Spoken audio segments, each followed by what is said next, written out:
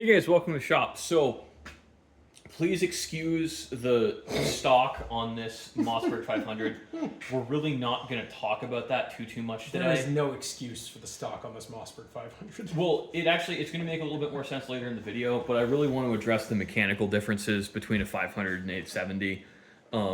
Ironically, and this is the case for a lot of guns Phil and I owned, we prefer the other guy's shotgun better. Yes. This is true in rifles. Yep. But having worked with both of them today, I'm still really okay that I have an 870 because there's one thing the 870 does that a Mossberg 500 can't, and it, in my opinion, is one of the best functions of the shotgun, and that's you can unload without having to cycle shells through the action. Yeah. I have not figured out a way to do it on a Mossberg 500. I was playing with it today, working on shell releases. And because this has a shell stop similar to a Winchester Model 12, if you're familiar, where it slides up and down, Yeah. you can't slide that up and down by hand. It's cammed to the gun. Right. So when you have the slide forward, you can't actuate it out of the way. Yeah. But on the 870, and this is seriously like the only difference I think that matters between these two guns, when you pop this forward enough to bring the lifter up, if you stick your fingers in there and hit both shell releases at the same time, you can pop the shells out. Which is actually really nice. So I'm going to grab, and I'm going to do this with live shell because I'm comfortable enough doing this, Okay. and demonstrate it on camera. So there's a shell in there, and all you have to do, is it on, in, A little bit that way. so that's all you need to do to unload this. And I've been told by some older police officers that this is one of the reasons they like the 870s from a department policy perspective, because you just didn't have to cycle things through the chamber at the end of a shift. Right. But in my opinion, that's the most meaningful difference between the two of these. Yeah. It's the other things are like, where do you want your safety? Do you like a crossbolt or a tank safety?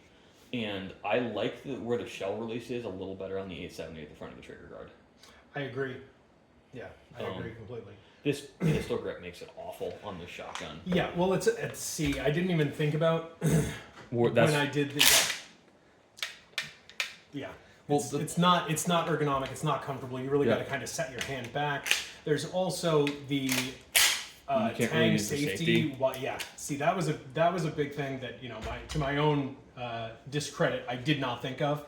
Well, I remember, no, when you first got this shotgun, I told you, I'm like, just don't put a pistol grip on it. Yeah. If you want a pistol grip, get something with a crossbolt safety. Yeah. You will hate it on a Mossberg. Yeah. So this is actually let's call it inherited Well, from you got a it from your idiotic family member. crackhead brother. Yep.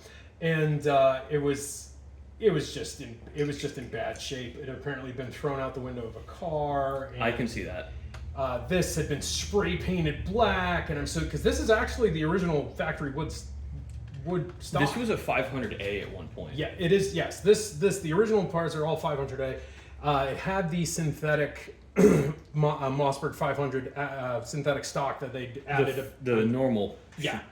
I like them. They're And I did too. I just thought this was what I wanted. And right before we started shooting, I said I think what I actually wanted was like a tactical, semi-auto shotgun, which I'm probably never going to do. But I thought I could, you can get a really beat 1100 or 1187, and we can figure out what you're going to shoot in it the most, and I can just open up the gas ports until it cycles reliably. Okay. It's not. Or I that, could get what is it? Not a turducken. Old turkey gun. No, a Turk shit. I don't. I know it's a joke. Yeah, it's a joke. I'm not going to buy it. Turkish shotguns. There's. I know. I'm teasing. I know they bothered you. Well, it's and here's the reason. Like, if someone's buying their first shotgun, and they don't know if they're going to shoot a lot, I just buy a Maverick for it. 88. Yeah. Oh, absolutely. Because. Well, they're reliable as hell. It's the same thing. Their parts are interchangeable. It's a Mossberg 500 with a single action bar and a crossbolt safety. And honestly, I know people that have 88s and they do not take care of them.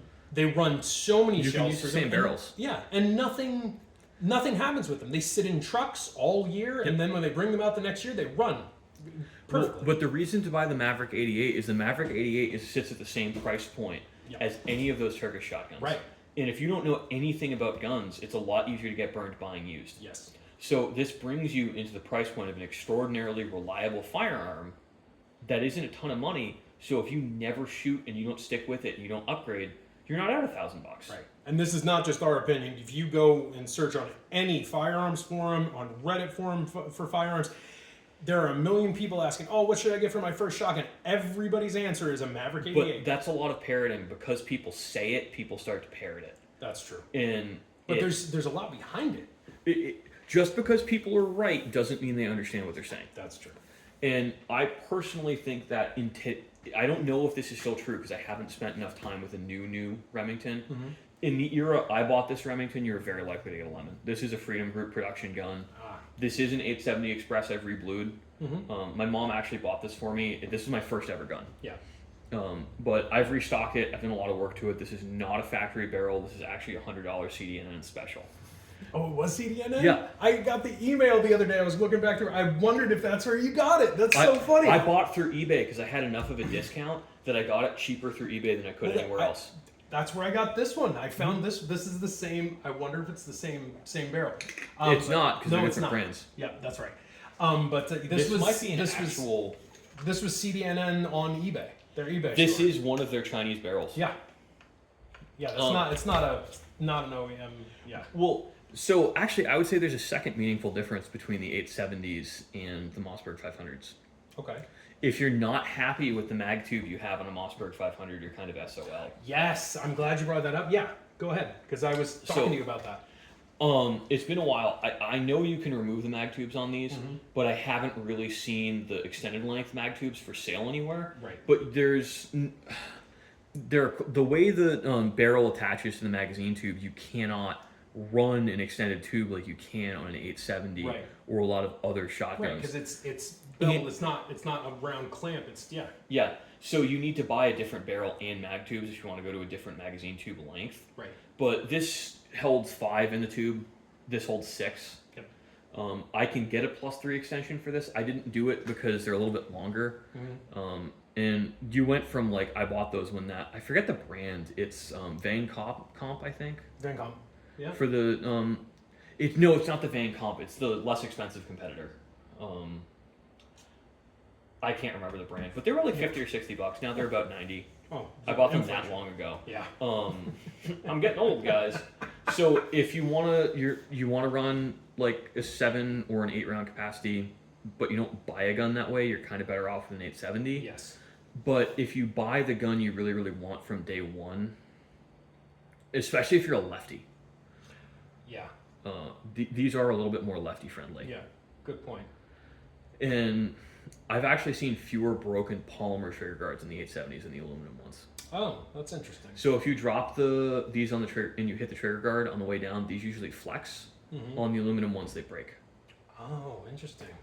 Okay. So there's more give to. Yeah, I don't think that the polymer trigger is actually an issue on the 870s because there's still reinforcements in all the parts where it needs it. Yeah. Well, there's also I've since I started spending time with Greg,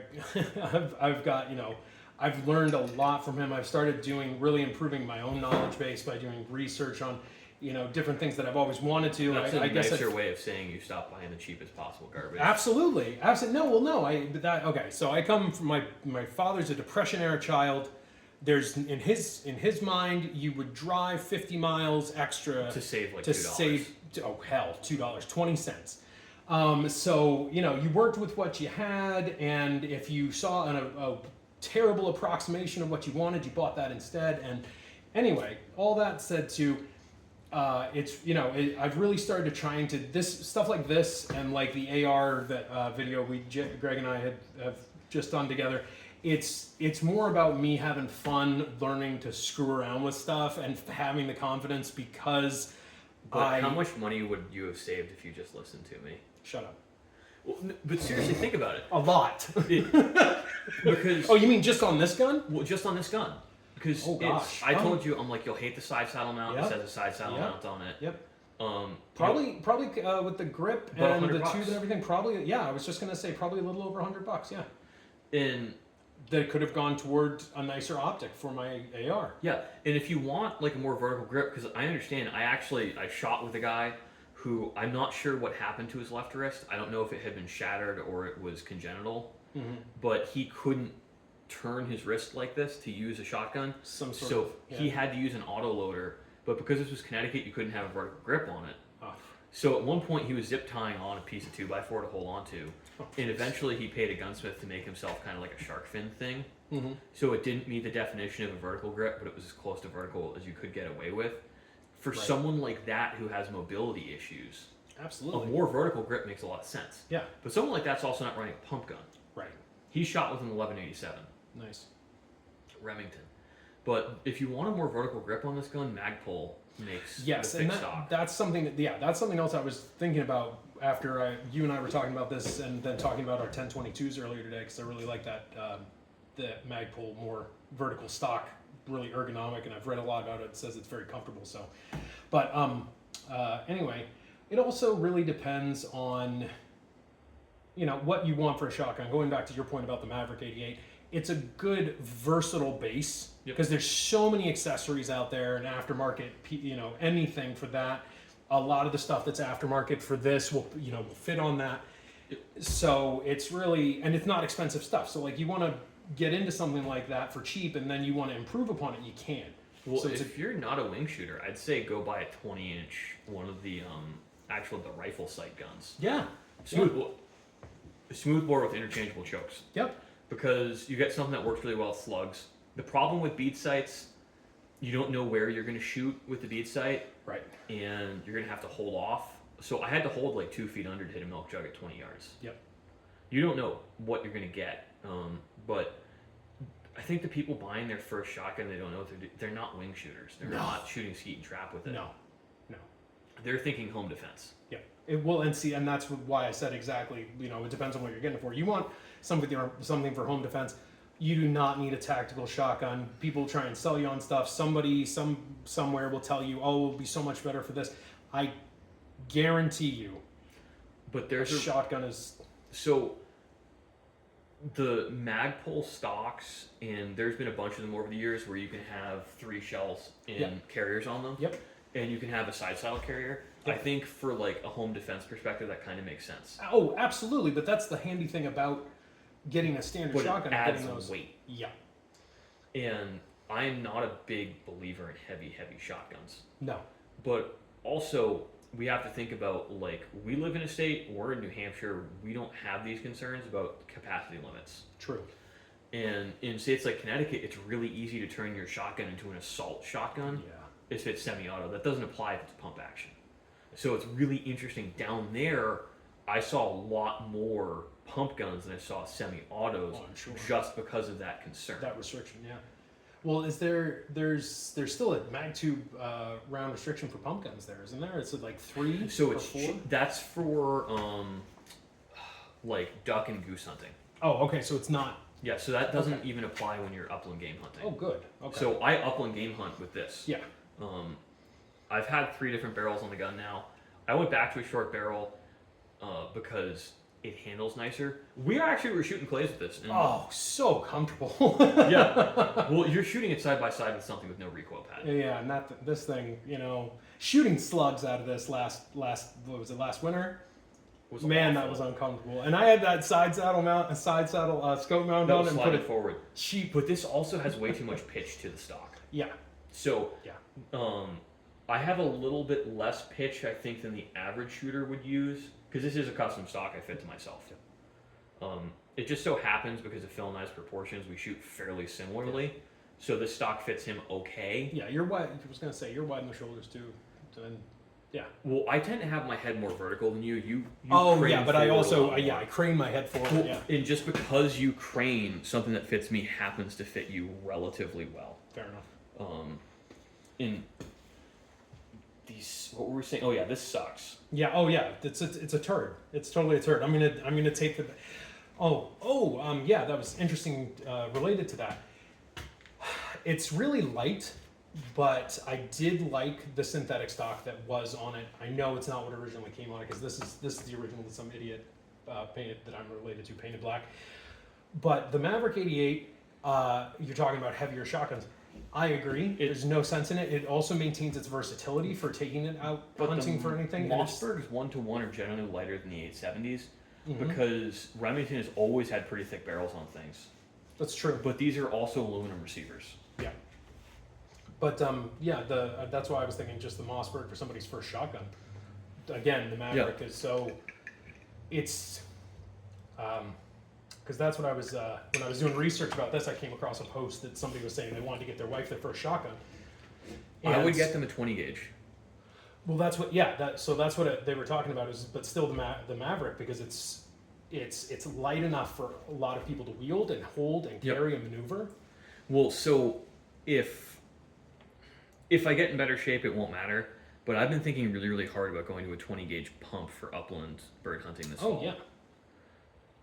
Oh yeah. But it's also like I can't justify it because I'm very comfortable with this gun. I've shot it a lot. You know, especially now that I have a fitted stock to it. Like, I really know my way around an 870. It's all muscle memory. Yeah. There's not a lot of benefit for someone like me who's just shot this so much. Yeah. And shot so many Remington shotguns. Yeah.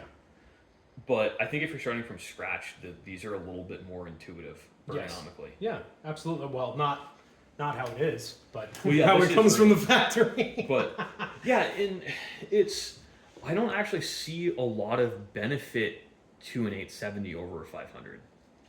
I mean, I honestly, it was probably just because you know what you're doing and the lines and ergonomics of this with the stock that you put on it, but it was so comfortable, so smooth. The pull up and tracking and leading the shot with the clays today was just, you talk about intuitive. It just felt like an extension of you. That's custom stock. Yeah. So I am, in the video, point. I'm trying to stick with mechanics. Sorry, my bad. But this stuff is relevant. Like, I'm not aware, and this is the thing, like most custom stocks I do, I'm going to buy something pre-inlet. Yeah. And I'm going to buy it from someone I know who does, like, everything super oversized, so I've got enough wood to do it. Right. They're harder to find for Mossbergs. Really? Yeah. But I also think, like, real world, people are not buying these pump guns to spend $2,000 or $3,000 on a custom stock. No. Well, that's interesting you say that about the harder to find, because now that I think about it, originally I wanted to strip this down and restain it, and the reason I didn't go that direction is because finding a stock set for this that was not synthetic, that was wood, even like a factory takeoff or used, was so expensive. Yep. So they're fairly available. Like this blank set, I think was like $300. Wow. But this is also very figured black walnut. Well, yeah, it's nice. Very nice wood. But yeah, just the buttstock for this was going to be like $100, $120 on eBay, and used, like not even like just. But that is one of the things that is a downside to the 11. Sorry, I'm fucking brain dead. I gave him too much caffeine. It's a problem. Well, I'm also I've spent so much time with the Remington shotguns. They're just what I default to. Right. But the Mossbergs, the advantages to these are like I just want to buy a factory gun and not touch it. Right. Exactly. And ironically, these being harder to accessorize is a benefit to people who don't know what they're doing. True. You're a lot less likely to screw it up. True. I mean, we'll look at the side saddle thing. I had to screw around with that so much to get that to function because this screw right here is too long. And just because of quality control or whatever, depending on what you have, this is a 500A, is that this becomes a little too long. So when I first got this, the attach, I don't think they can even see in there, but well, you have to. Oh yeah.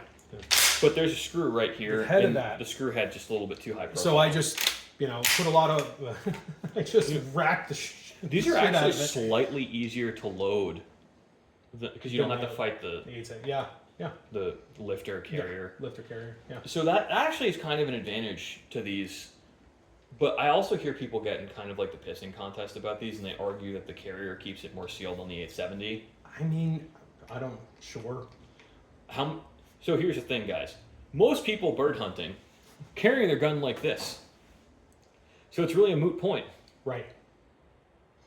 And if you're dropping it in mud, once you get stuff in here, you're binding up both of these guns. Yep. Neither of these are very sealed firearms. No. They both do well when they're really dirty, but you get sand in here, you're SOL. I was going to say grit or really thinking about times I've gotten shit in pump guns before. You have more clearances around the action bars on the Mossberg than you do on the 870s. Oh yeah, well that's awesome. Yeah. Um, But like really thinking about like hunting in the mountains, I drop my gun one time. You get a lot of silt in runoff, and it's like sand, but it's actually pieces of rock. Well, sand is pieces of rock. And shells. You're right. No, but silt is, so it's just particle size. Yeah. You have sand, silt, clay. Oh, thank you. Yeah, forestry major. That's right. Well, so you forget, I also did a focus on soil science. I don't know if I even remember. I probably never told you because awesome. it's never come up. Well, that's really cool. No, but like soil colloidal structures are really interesting when you think about it. Yeah. No, I agree. Especially one of my kids wants to be not an anthropologist, archaeologist. So I've been trying to learn more about that. So I've talked to you've got this because you can have the layers of. Well, and you also have to remember loam is just organic matter. Right. Like soil science is really cool, but it's totally unrelated. Yeah. Sorry. All right. I'm getting us off track. Well, it's really easy because there's just so much other stuff to think about. But I think. Well, like you said, I mean, it's funny because I really like your gun, just like my 336 and your 94, because we were shopping for you were shopping for a 336. You came across a great deal for 94. I was looking for a 94 and came across a great deal on a 336. But now we're both happy. Yes. And this is one of the things, like if you shoot with friends, you don't need to buy every gun you think is cool. Exactly. Because you probably have a friend who also thought that gun was cool. Yes. And if you have a friend who's a gunsmith and he tells you not to do stupid shit with your guns, don't even if you want to do it, don't do it. Save yourself the money and listen to him. Well, and I mean, I hate to say it, I've learned from experience. Like these are very, very painful to shoot, but part of the reason there's so much pitch on this stock, when you're shooting on an M4, you're shooting up very, very high on your shoulder, differently than you shoot with a shotgun. Exactly. So this pitch, when you look at this gun's tilted very far forward on the shoulder. Exactly. And you don't want a shotgun that high up on your shoulder. So you don't want your shotgun up here. Right. You would like to have it a little bit lower. Yeah. And now this gun's really uncomfortable to shoot. Exactly. But if I have the gun on the same place in my shoulder on this gun, it really brings it up to the right point. Right. Your shooting today was so comfortable. Well, it's also usually on 12 gauges, depending on the person's size, I will go and make sure the stock fits a large Packmeyer pad. Yeah. So I've got the grinding templates here. Oh yeah. So you look at how much wider a large is than medium. This is a Magnum pad, but this is a medium pad. This is a large pad. Yeah, you can see it. So this is a lot wider, and this is a large pad. Yeah. So it's so much more room for the recoil absorption. I was going to say absorbs a lot more recoil. It was super comfortable. I really was like, after today, because we shot almost well. No, I think between the two of us, we shot about 60 shells. Yeah. And I was going to say most of them are clays, actually. Yeah. So. Yeah. And. Well, it was just not comfortable. Yeah, I think you put about 6 rounds through this today. Did I do 2? Well, like 12. But still, not nearly as many as we put through. Yeah, yeah. And these also, one of my concerns with these collapsible stocks is these are not made to take 12 gauge. Exactly. Well, just like the scope that I put on here. Well, that was because the recoil lugs weren't engaged. No, I'm very worried about this just collapsing under recoil and injuring you. I know. Well, that's why like I said, after today, I'm taking it off. I'm gonna put it on my next AR build and go from. I don't like collapsible stocks on almost anything but an AR-15. Yeah. I think they're stupid. Yep. And because here's the thing, most people run them at like all the way out or like 1, maybe 2 clicks in. Right. If you're buying one of the Magpul fixed stocks, you have that much adjustability in the spacers. Yeah. So you can run a fixed stock that's significantly more comfortable. You have better cheek weld on. Yes. That's actually made for a shotgun. Right. And you can get that same length advantage, but you don't have to worry about the damn thing collapsing. Right. Which honestly, if I was going to do it again, I'd probably go that way. But I want it back to how it was. Because I mean, the big thing for me was with safety was the tang. Yeah. Like it's just not. It's horrible. It's go from well, they probably can't see me looking like an idiot, but I was going. No, that was on in frame, I think, barely. The only thing I'd change, if I could, in a perfect world, I would want the safety in front of the trigger guard. Yeah, and you said that, and I completely agree. I really like, so most of the shotguns I have are garbage. Yeah, well, yes, But no, I was gonna say on the trigger guard, crossbeam. Thank you. Yep, crossbolt. Crossbolt. Thank you. And I really like it on the front end, but that's also because the first quote unquote shotgun style anything I had was a BB gun my dad got me from Yep. a farm supply store, and that's where it was. But It- yeah, I agree with that completely. I really like this particular 870. Mm-hmm. I just think like Remington's had so many QC issues. You've never seen that in Mossberg. Yeah. And that's really I think that's the everything else is like slight issues. Remington's just put out some lemons. Well, excuse me. Yeah. Yeah. So I think we've actually covered everything sufficiently, don't you? More than sufficiently. This didn't need much time because it's garbage. It's not a bad gun. No, I mean that This part. this part is a problem. Everything Yes. forward of that I don't. Yeah. No, it honestly this thing was not taken care of when I got it. It had not Rough. been. It was really rough. I needed a lot of parts, but I mean it was free, so It whatever. wasn't that many. I think you were in like $150 getting it up and running. Yeah. Yeah. Well, that was before the barrel, but yeah. Oh. Yeah. Well, I kept running into things. Well, on the inside here, one of the Jesus Christ, I'm having brain issues now. Oh, it's shell latch. Thank you. Had a wood screw. Oh. They took a wood screw, a small wood screw. That's and ghetto. yeah, it was really sketchy. So anyway, So, a lot of time, some money, but yeah. Anyway.